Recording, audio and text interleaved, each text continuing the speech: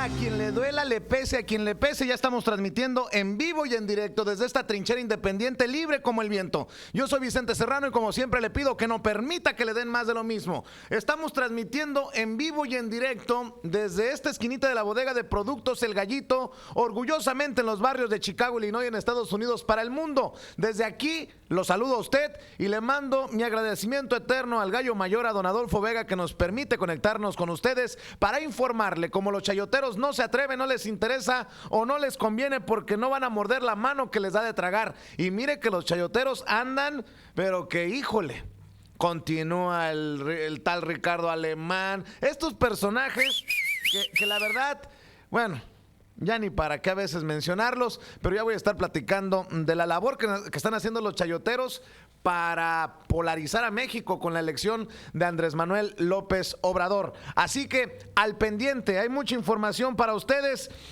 y sobre todo de este lado de la frontera también hay videos que nos van a estremecer. Un niño de 1 año se presenta en una corte de inmigración en Arizona y el juez se dice avergonzado incluso de preguntarle si conoce las leyes de inmigración. 1 añito de edad tomando biberón y se tuvo que presentar en corte de inmigración. El juez en Arizona, ojalá que sus palabras lleguen a Donald Trump, dice sentirse avergonzado. Y también a un ancianito mexicano de 92 años de edad, lo atacan, lo golpean brutalmente y le gritan insultos racistas. Ya vamos a platicar de estas cosas que están ocurriendo en el Estados Unidos de Donald Trump. Y hay bastante información para usted, sin pelos en la lengua, sin censura. Pero antes de entrarle a los videos, a los temas políticos, voy con don Jesús Esquivel, corresponsal de la revista Proceso en la capital estadounidense, allá en Washington, D.C., único corresponsal mexicano acreditado por la Casa Blanca, para que nos hable sin censura de las últimas noticias en la capital y de lo que podemos esperar esta semana. Don Jesús, ¿cómo está? Buenos días. Buenos días, Vicente. Cuéntenos, ¿qué es la noticia más importante en estos momentos por allá en Washington? Pues el anuncio que hará esta noche el presidente de los Estados Unidos sobre su candidato para ocupar, o candidata, para ocupar el puesto que quedará vacante en la Corte Suprema de Justicia, porque sin duda el hecho de juntar un nuevo juez conservador o que comulga con las políticas conservadoras del Partido Republicano y con la base electoral de Donald Trump, pues modificaría para siempre en el futuro cercano, Vicente, las decisiones judiciales que se tomen en Estados Unidos en todos los ámbitos, y que hay muchos pendientes en el máximo magistrado judicial de los Estados Unidos.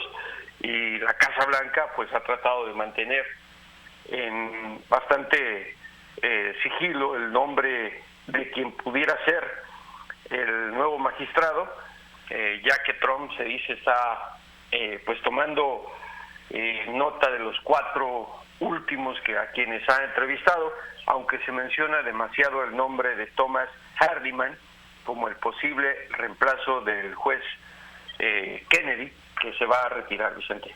Muy bien, ¿es este Hardiman un hombre del medio oeste de Estados Unidos conservador o es otro personaje? Todos son conservadores.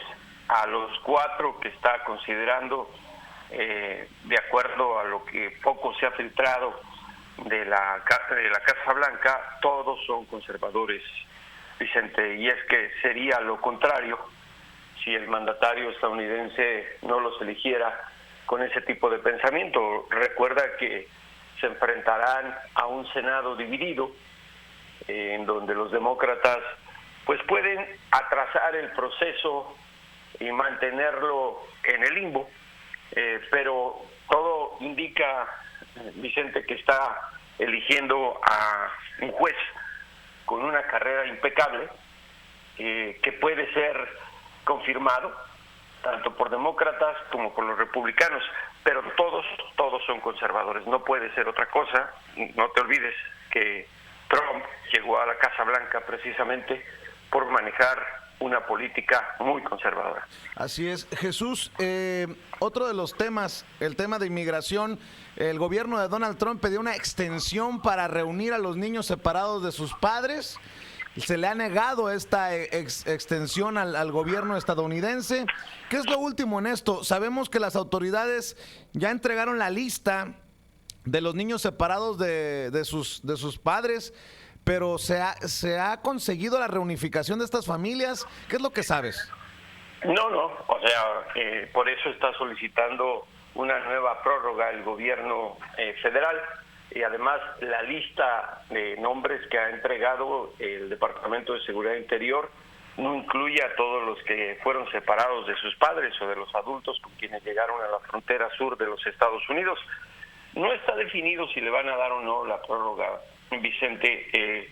El día de mañana se cumple el plazo que le dio la Corte Federal al gobierno de Trump para reunir a los niños menores de 5 años de sus padres, y no olvides que hasta finales de este mes tendría que cumplir en su totalidad con la orden que le dieron. La falta de información y la pérdida de documentos y la irresponsabilidad con la cual separaron a estos menores de edad de sus padres o de los adultos, insisto, con quienes llegaron a la frontera sur, pues está provocando esta situación caótica. Pero toma en cuenta una cosa, el hecho de que el gobierno esté diciendo ya, lo voy a hacer, pero necesito tiempo, puede ser un indicio de que le van a dar la prórroga, Vicente, porque si cumple, pues, o sea, no puede haber una decisión de no darle una prórroga si el gobierno dice, es que no lo puedo hacer en el plazo. Se lo van a dar seguramente, pero tendrá que hacer todo lo necesario para aumentar el número de información sobre los menores a quienes separó y decir dónde están, y sobre todo agilizar el proceso de cotejar la información con los centros de detención migratorio en donde se encuentran los adultos o los padres. También eso es muy importante. Es lógico que un niño mayor de 10 años o de 8 pueda ayudar con lo que declara para localizar a sus padres, pero imagínate los niños menores de 5 años, que era lo que dice la Corte, pues eso sí es bastante complicado.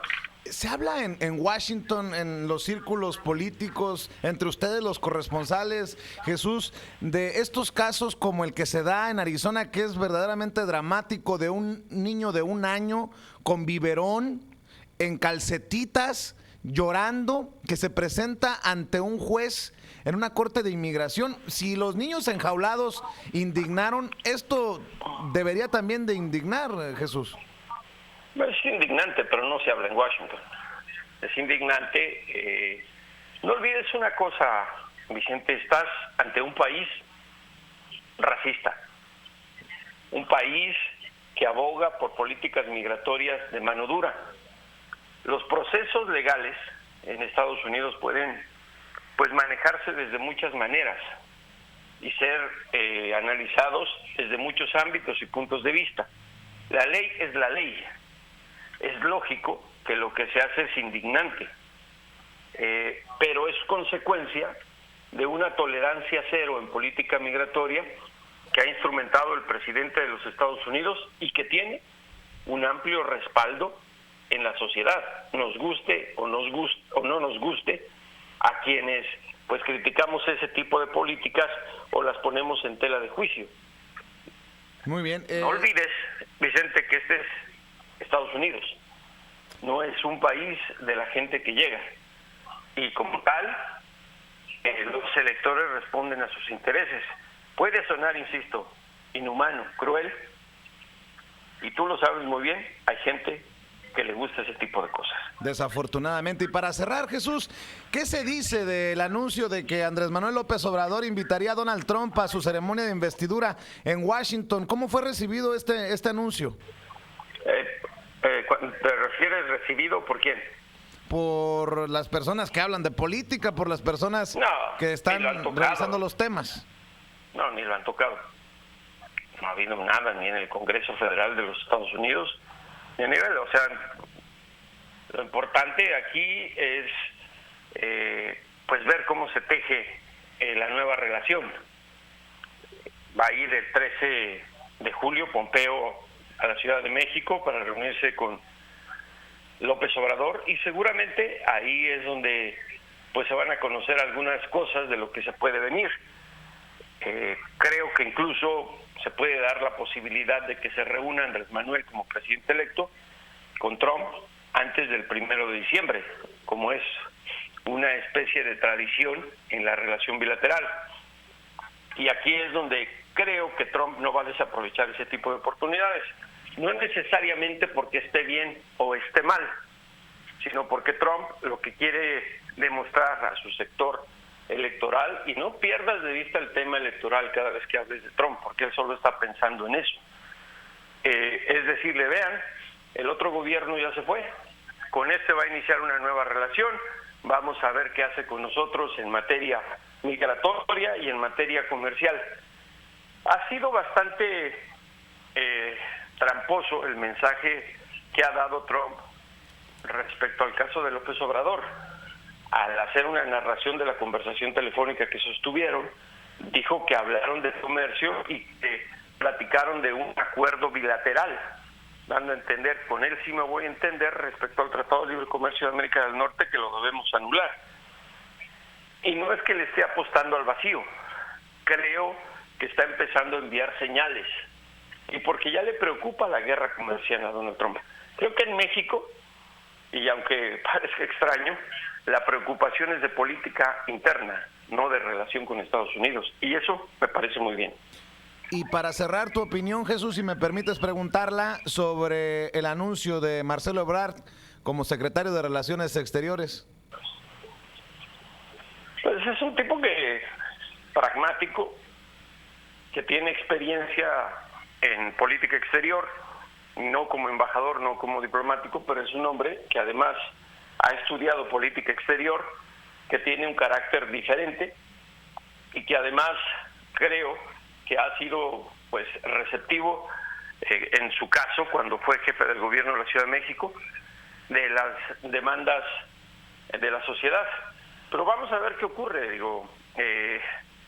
Conoce a gente del gobierno de los Estados Unidos, conoce a legisladores en el Congreso Federal, que eso es lo más importante por lo que se vienen las elecciones, pero, insisto, todavía no se conocen los lineamientos de lo que quiere hacer Andrés Manuel en política exterior.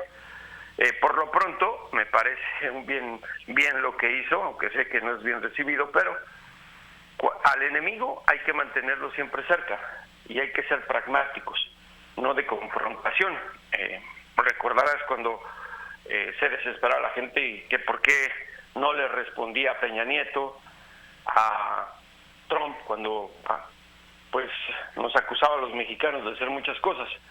Me parece que la indiferencia que le está dando Andrés Manuel al caso de Trump es la correcta. No caer en su juego de provocaciones, como pudo ocurrir con el caso del gobierno de Peña Nieto, no porque le respondieran, sino de estar enviando con tanta frecuencia a un emisario a Washington que no pudo sacar adelante una agenda que se tenía establecida para la relación con Estados Unidos. Muy bien, pues te mando un abrazo, Jesús, que pases excelente semana y quedemos al pendiente.